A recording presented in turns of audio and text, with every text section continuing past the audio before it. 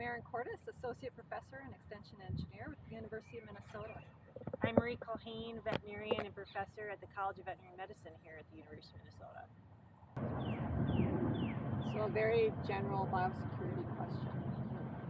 When it comes to planning, putting biosecurity plans into place, or that planning process, what is something that you feel is often overlooked in that planning process?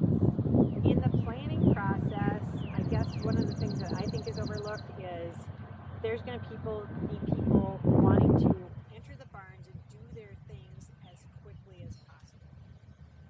And so you have to kind of not make it the very least, the easiest thing to do, but the thing that can be done even when you're in a hurry, the thing that can be done even when you're thinking about a disaster happening next door, or an impending hurricane, for example, in the south, or tornadoes here, or snowstorms in the United States.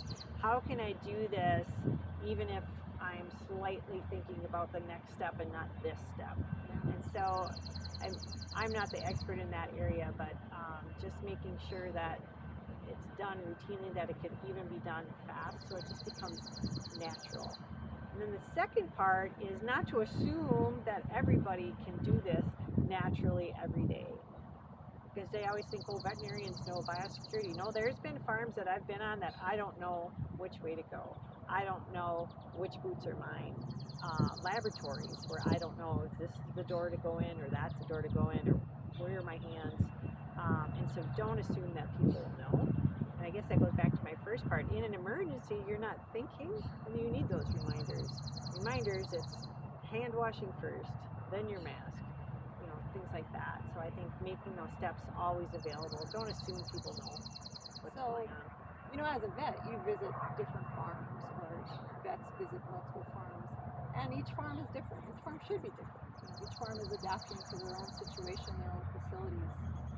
How can, from your perspective, how can farms make it easier on visitors, to be part of that biosecurity process and keep their animals safe? What are some things that a farm or even a lab could do to help visitors? I think for visitors that everything should be labeled, and in a way that maybe not make sense, but is just clear. And if you think about it, you and I both have young children, or when we dropped them off at school, remember it was drop them off at door 1. Right. And it didn't say drop them off at the north door, or it didn't say drop them off at the door near the gym. It said door 1, and the 1 was very easy to find. I think things like that would be very helpful on farms. And it could be colors. Numbers are really easy for people, but it could be colors. But north, south, east, west, those are very difficult. Or the H barn, or the G barn, or the B barn. So I'm a big fan of numbers and labeling. I think that would make it very easy for people. And if there's a sign that says do not enter, that should be for everybody. Because you don't know how many times I've gone through a barn. Oh, it's okay. This is for so-and-so not to enter. It doesn't apply to you. So for example, it was the truck driver. When he came in to unload pigs, he was not supposed to go past this door that says do not enter. That was a sign for the truck driver. But I could go through the do not enter sign. And so that was really confusing to me. So it should say delivery truck driver, do not enter. So anytime you make it clear. And I don't think it's offensive just to explain things out. And again, it's like if I'm in a hurry, or I'm distressed, or I'm anxious about something else, I'm going to need that reminder. Stop. Have you washed your hands? Have you washed your boots? Things like that. And then just if you're going to have people wash hands or change boots or whatever, you have to have boots. You have to have a hand washing station. So having the supplies. And those are the basics, really. Just lay it out clearly.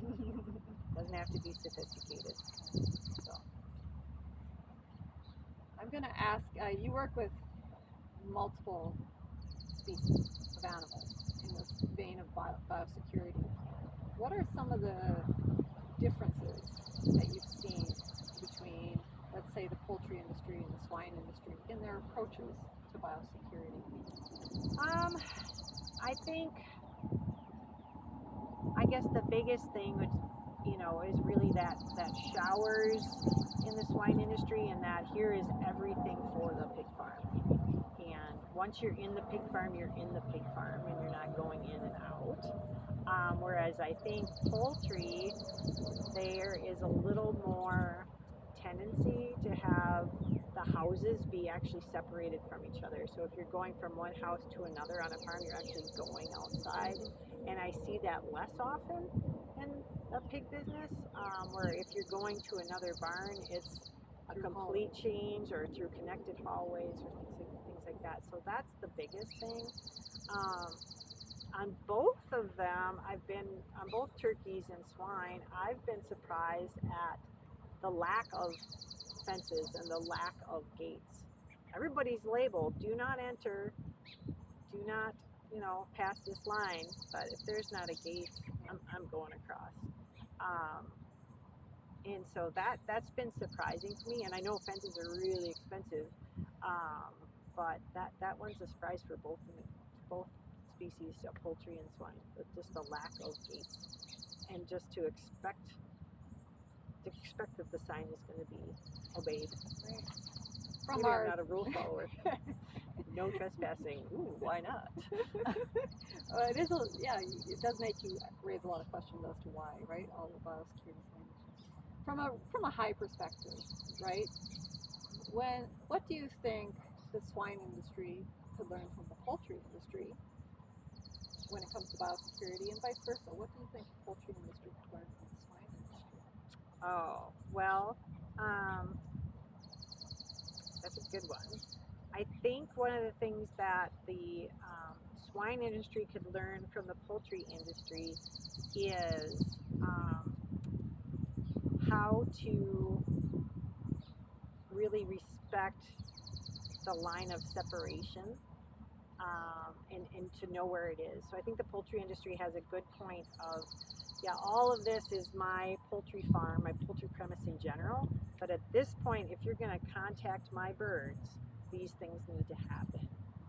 And I think the swine industry kind of says, okay, once you're past this point, you have free access throughout my barn, or throughout my premise. And I think, and it's like you said, every farm's unique, and I haven't been to every farm in the United States, any farm in any county even, but that's one of them. The other would be for swine is how to manage, but poultry could learn from swine is how to manage that shower and that complete supply of farm-specific clothing to employees. I think there's a little bit of a sense of pride, there's a little bit of sense of ownership and a sense of ingenuity. Like, this is the best hat. This type of hat can go through the laundry 10 times. And I think the pig people figure that out, and they like that. And, just what's the most comfortable clothing to wear and things like that. So everybody thinks of shower in and you're going to wear these really stiff coveralls all the time. Oh no, it's shower in and wear farm-specific clothing. It's nice Carhartt pants and a nice sweatshirt that stays on the farm and is washed and dried on the farm.